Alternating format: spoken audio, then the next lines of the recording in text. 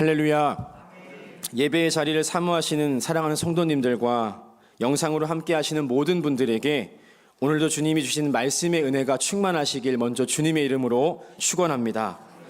오늘은 요한복음 11장 1절에서 44절까지 말씀을 통하여 나는 부활이요 생명이니 라는 제목으로 말씀의 은혜를 나누고자 합니다. 지난 시간 요한복음에 등장하는 7가지 예수님의 자기 계시에 대해 소개하고 우리가 사순절 기간에 특별히 이 말씀들에 집중해야 하는 이유를 함께 나누었습니다. 오늘은 그 5번째 이야기로 부활이요 생명으로 오신 예수님의 이야기를 함께 살펴볼 것입니다. 예수님께서는 베다니에 사는 나사로와 그의 형제 마르다와 마리아를 특별히 아끼셨습니다. 그런데 어느 날 사랑하는 나사로가 병이 들었다는 소식이 예수님께 들려왔습니다. 그리 멀지 않은 곳에 계셨던 예수님께서 그 즉시 베다니로 가지 않으시고 그곳에서 더 시간을 보내시다가 나사로가 죽은 이후에 베다니로 향하십니다. 죽음이라는 것이 인간이 감당하기에 어려운 큰 슬픔이라는 점에서, 게다가 평소에 아끼던 나사로의 죽음이라는 점에서 그저 지켜만 보고 계셨던 예수님의 행동이 도무지 이해되지 않습니다. 그러나 본문을 살펴보면 이 모든 것은 예수님의 온전한 계획 속에 드러난 사건임을 우리는 알 수 있습니다. 죽음 앞에 슬퍼하는 이들에게 예수님은 무엇이라 말씀하십니까?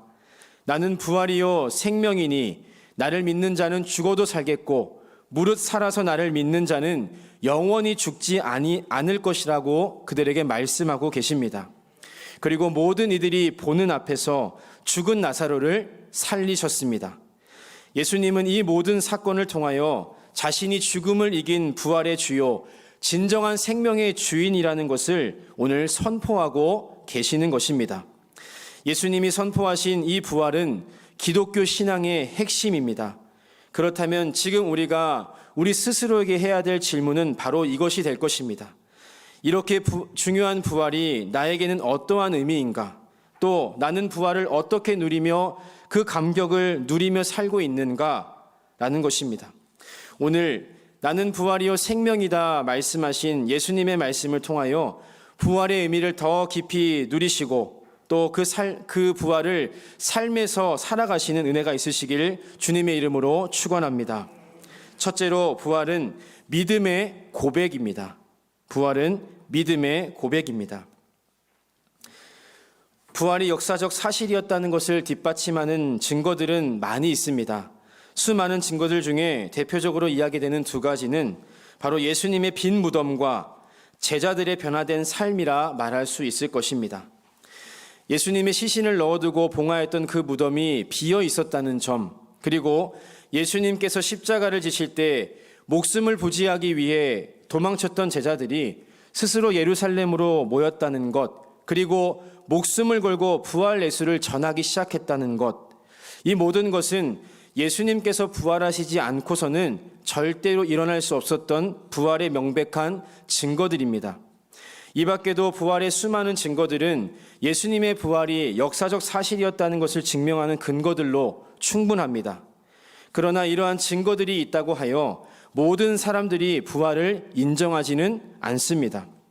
그 이유는 바로 부활은 신비이기 때문입니다. 부활은 우리가 설명하고 이해할 수 없는 영역의 사건인 것입니다. 다시 말해 아무리 많은 근거와 설명이 있어도 결국 이것은 믿음의 차원에서 고백되어져야 할 문제라는 의미입니다. 예수님께서도 이에 대해 분명히 말씀하고 계십니다. 예수님께서 자신이 부활이요 생명이다 선포하신 이후에 마지막으로 하신 말씀이 무엇입니까? 26절 마지막에 이것을 내가 믿느냐라고 우리에게 묻고 계신다는 것입니다. 예수님은 자신이 부활이요 생명이다 말씀하시면서 너희가 이것을 이해하느냐, 너희에게 이것이 잘 설명되었느냐라고 묻지 않으셨습니다. 예수님께서는 이것을 우리에게 믿느냐라고 물어보셨다는 것입니다. 성경은 그 어디에도 우리의 이해를 바라거나 설명을 요구하는 경우가 없습니다. 대신 성경은 우리에게 온전한 믿음을 요구하고 있습니다. 성경의 이야기는 과학적으로 증명되고 역사적으로 많은 부분들을 입증할 수는 있지만 그것들로만은 이 성경의 내용을 다 이해하거나 설명할 수 없습니다. 바로 성경과 그 안에 담긴 이 부활의 이야기는 하나님의 신비에 관한 이야기이기 때문입니다. 나는 부활이요 생명이다 말씀하신 예수님께서는 자신이 하신 이 선포를 이제 실제로 사람들에게 드러내 보이셨습니다. 죽은 나사로를 살리신 것입니다. 여기 계신 분들 중에 나사로가 어떤 과정을 통해 다시 살아난 것인지 설명할 수 있는 분은 아무도 없으실 것입니다. 나사로가 나오노라 말씀하신 예수님의 음성이 어떤 과정을 거쳐서 죽은 나사로의 심장을 다시 뛰게 했는지, 사망한 지 오래되어 이미 부패가 진행된 나사로의 세포들을 어떤 과정을 통해 회복해 하셨는지 우리는 알 수도 없고 설명할 수도 없습니다. 대신 주님은 죽은 나사로를 살리시기 직전에 이것을 내가 믿느냐라고 사람들에게 질문하셨습니다. 즉 부활은 믿음의 문제라는 것을 우리에게 명확히 말씀하고 계신 것입니다. 부활에 대해 설교를 할 때 설교자들에게 가장 큰 고민은 부활에 대해 어떻게 잘 설명할 것인가 하는 것입니다. 그러나 이것은 정말 큰 실수이자 오류입니다. 부활은 이해하고 설명할 수 있는 것이 아니기 때문입니다. 부활은 이해하고 증명하고 설명해야 할 사건이 아니라 우리가 믿음으로 고백해야 할 사건인 줄로 믿습니다. 사랑하는 여러분, 예수님은 이 땅에 부활이요 생명으로 오셨습니다. 그리고 나사로를 살리심을 통하여 그것을 모든 사람들에게 증명해 보이셨습니다. 그리고 우리에게 이렇게 묻고 계십니다. 내가 이것을 믿느냐? 우리는 27절과 같은 믿음의 고백을 주님께 드려야 할 것입니다. 우리 본문 27절 말씀 우리 함께 읽도록 하겠습니다. 27절 말씀입니다. 이르되 주여 그러하이다. 주는 그리스도시요 세상에 오시는 하나님의 아들이신 줄 내가 믿나이다. 아멘. 생명이요 부활로 우리 삶 가운데 찾아오신 예수 그리스도를 향하여 이 믿음의 고백을 드리시는 저와 여러분 되시길 주님의 이름으로 축원합니다. 둘째로 부활은 가장 큰 기쁨이자 승리입니다. 부활은 가장 큰 기쁨이자 승리입니다. 사랑하는 여러분, 부활은 우리가 살아가면서 경험할 수 있는 가장 큰 기쁨이자 승리의 사건임을 믿으십니까? 아멘. 부활이 우리가 경험할 수 있는 가장 큰 기쁨이자 승리의 사건인 이유는 무엇일까요? 바로 부활을 통해 우리가 극복한 문제가 우리가 절대로 넘어설 수 없는 우리 인간의 숙명, 바로 죽음의 문제였기 때문입니다. 세상에서 가장 슬픈 장소가 어디이겠습니까? 바로 장례식장입니다. 왜 장례식장이 슬픈 장소이겠습니까? 그곳은 사랑하는 사람의 죽음을 직면하는 곳이기 때문이며 이제는 더 이상 볼 수도 없고 더 이상 함께할 수도 없다는 사실을 받아들여야 하는 곳이기 때문입니다. 즉 희망과 소망이 하나도 남아있지 않는 상태, 그렇기에 죽음은 인간에게 가장 큰 비극이며 슬픔인 것입니다.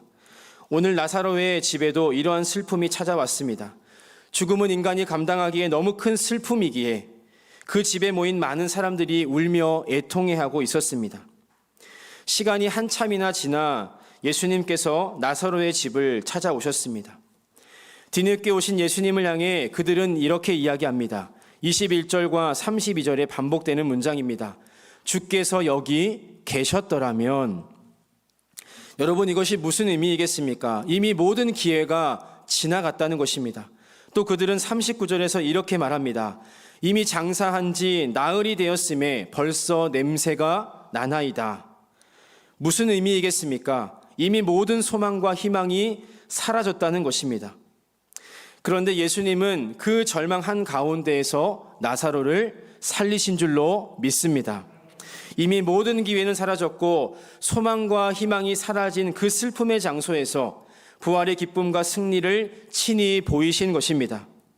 죽음이라는 최악의 절망을 맛본 이들에게 이것보다 더 큰 기쁨과 승리의 소식이 어디 있겠습니까?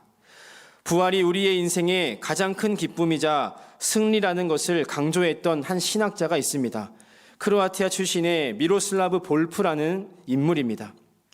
동유럽 국가들은 정치적으로나 역사적으로 참 많은 갈등과 아픔을 겪어왔습니다. 지금 전 세계가 안타까워하고 있는 우크라이나 사태 역시 그런 아픔 중 하나입니다. 우리에게는 잘 알려져 있지 않지만 전쟁의 고통을 이미 오래전부터 겪어왔던 또 다른 한 나라가 있습니다. 바로 크로아티아라는 나라입니다. 크로아티아는 오랜 내전으로 국토가 황폐화되고 많은 사람들이 죽거나 다친 아픔의 역사를 가진 나라입니다. 그곳에서 자란 미로슬라브 볼프는 이웃과 친구들이 내전 속에 굶주리고 죽어가는 모습을 바라보며 인생에 찾아오는 수많은 문제들의 원인에 대해 묻기 시작했습니다. 그리고 그는 평생을 바쳐 우리 삶에 일어나는 이해할 수 없는 수많은 고통의 문제들을 연구하였습니다. 그리고 그는 결론적으로 사람들에게 이렇게 이야기합니다. 나는 평생을 연구했지만 우리에게 찾아온 고통의 문제의 원인을 찾지 못하였습니다. 그 대신 나는 그 모든 문제에 대한 해답을 찾았습니다. 원인은 알 수 없지만 우리 인생에 있는 모든 문제의 답은 예수 그리스도께서 부활하셨다는 사실입니다. 쉽게 말해 우리가 겪고 있는 그 어떤 문제도 죽음보다 큰 문제는 없다는 것입니다. 그렇기에 부활에 대한 확실한 믿음이 있다면 그 어떤 문제도 더 이상 우리에게 슬픔이나 문제가 되지 않는다는 의미인 것입니다. 고린도전서 15장 20절은 예수의 부활 사건을 이렇게 기록하고 있습니다. 그러나 이제 그리스도께서 죽은 자 가운데서 다시 살아나사 잠자는 자들의 첫 열매가 되셨도다. 아멘. 부활이요 승리로 이 땅에 오신 예수님께서는 부활하심을 통해 최초의 승리이자 완전한 승리를 우리에게 이미 허락하신 줄로 믿습니다. 그리고 오늘 나사로의 집에서 그것을 미리 선포하시고 우리에게 보이신 예수님께서 오늘 우리에게 동일하게 묻고 계십니다. 예수께서 이르시되 나는 부활이요 생명이니 나를 믿는 자는 죽어도 살겠고 무릇 살아서 나를 믿는 자는 영원히 죽지 아니하리니 이것을 내가 믿느냐.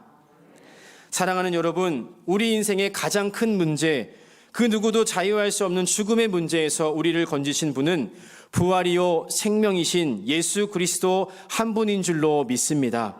삶의 문제를 가지고 나오신 분들, 고통과 고난의 시간을 견디고 계신 모든 분들께 이 부활하신 예수님께서 가장 기쁘고 가장 큰 승리의 소식이 될 줄로 믿습니다. 부활의 주로 오신 예수 그리스도께서 우리의 삶에 가장 큰 기쁨과 승리를 주실 것이라는 믿음을 가지고 오늘 하루 힘차게 살아가시는 저와 여러분 되시길 간절히 축원합니다. 우리 마지막 세 번째로 부활은 날마다 경험되어져야 합니다. 부활은 날마다 경험되어져야 합니다. 존 스토트 목사님의 저서 논쟁자 그리스도라는 책에는 우리는 이미 부활을 살고 있는 자라는 표현이 있습니다. 여러분, 부활을 살다라는 것이 무슨 의미이겠습니까? 이것은 쉽게 말해 부활은 날마다 우리 삶에서 경험되어질 때 우리에게 진정한 능력과 기쁨이 된다는 것입니다. 더 쉽게 말씀드리자면 매일마다 내가 죽고 사는 경험이 있어야 한다는 것입니다. 그런 사람이 진정한 부활의 의미를 고백한 사람이라는 의미입니다. 2000년 전 부활하신 예수님의 부활이 우리와 무슨 관계가 있겠습니까? 이것이 믿음을 통해 내 것이 될 때 진정한 기쁨과 감격이 우리의 삶에 찾아오게 되는 것입니다. 예수님의 부활이 나의 부활이 되는 것입니다. 결국 우리가 삶 속에서 부활의 기쁨과 감격을 누리지 못한다면 부활이라는 사건은 그저 추상적이고 교리적인 단어에 지나지 않는다는 것을 우리는 기억하고 경계해야 할 것입니다. 본문 23절에서 나사로가 다시 살아날 것이라고 말씀하시는 예수님의 이야기를 듣고 마르다는 이렇게 이야기합니다. 24절 말씀입니다. 마르다가 이르되 마지막 날 부활 때에는 다시 살아날 줄을 내가 아나이다. 마르다에게는 부활에 대한 믿음이 분명히 있었습니다. 그러나 그녀에게는 오늘 나사로가 다시 살 것이라는 오늘의 부활에 대한 믿음은, 소망은 없었다는 것입니다. 예수님께서는 그 즉시 나사로의 무덤을 찾아가셔서 죽은 나사로를 일으키셨습니다. 마지막 날에 살리신 것이 아니라 오늘 지금 그 자리에서 나사로를 살리신 것입니다. 이것은 무엇을 의미하는 것일까요? 우리의 삶 속에서 부활의 기쁨과 감격이 경험되기를 원하신다는 예수님의 선포인 것입니다. 그래서 부활이 우리에게 추상적이고 교리적인 사건이 아니라 정말 삶 속에서 살아 움직이는 경험되어지는 실제가 되어야 한다는 말씀입니다. 여러분, 이것이 중요한 이유는 이 부활의 감격과 능력이 우리의 삶에 놀라운 능력과 힘이 되기 때문입니다.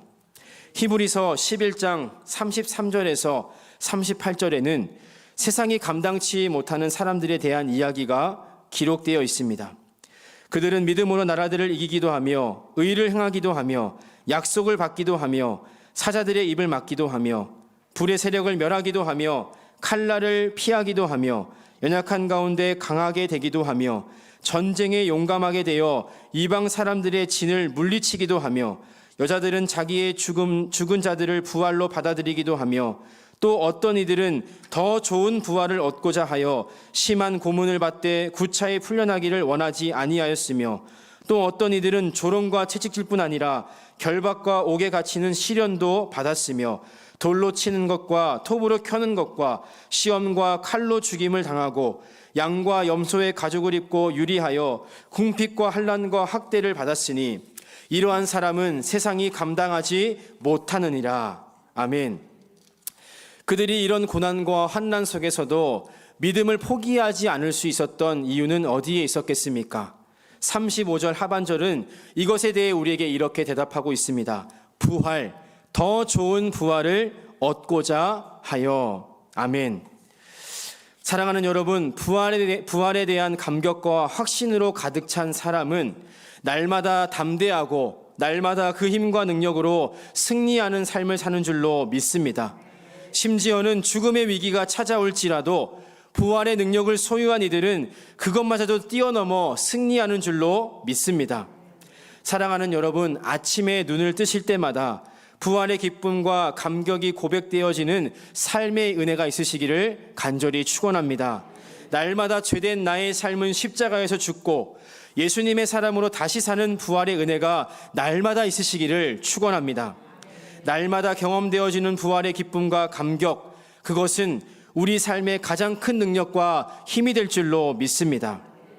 사랑하는 여러분, 예수님께서 십자가를 지신 그날이 가까워 오는 만큼 부활의 영광도 가까워지고 있다는 사실을 기억하시기를 바랍니다. 다가오는 부활의 영광을 기대하시며 부활의 사건을 믿음으로 고백하시고 부활을 우리의 삶의 가장 큰 기쁨과 승리로 선포하시는, 그리고 그 부활의 능력을 날마다 삶 속에서 누리고 경험하시는 그런 축복이 있으시길 주님의 이름으로 간절히 축원합니다. 아멘. 기도하시겠습니다. 은혜의 하나님 아버지, 오늘 이 새벽에도 은혜와 말씀의 자리를 우리에게 허락하시니 감사를 드립니다. 은혜의 절기 사순절을 보내며 우리에게 부활에 대한 더욱 뜨거운 소망과 감격을 허락하여 주시니 더욱 감사드립니다. 부활이요 생명의 주로 오신 예수 그리스도를 생각하며 오늘도 순전한 믿음으로 부활을 믿고 고백하게 하시고 이것이 우리의 삶의 가장 큰 기쁨이요 승리임을 선포하는 은혜도 허락하여 주시옵소서. 무엇보다 날마다 부활을 살아가는, 경험하는, 누리는 우리의 삶이 되기를 원합니다. 부활의 능력이 우리의 삶 속에 살아 움직이고 역사하는 축복을 허락하여 주시옵소서. 오늘도 주님이 주신 은혜에 감격하여 귀한 예물 드리는 손길들이 있습니다. 기억하여 주시사 넘치도록 축복하여 주시고 마음의 소원, 기도의 제목 속히 응답하여 주시옵소서. 예물이 쓰여지는 곳에 부족함이 없고 풍성한 오병이어의 기적이 있게 하시고 영원 구원의 역사를 허락하여 주시옵소서. 모든 것에 감사드리며 이 모든 말씀 부활이요 생명의 주인 되신 예수 그리스도의 이름으로 기도드렸습니다. 아멘.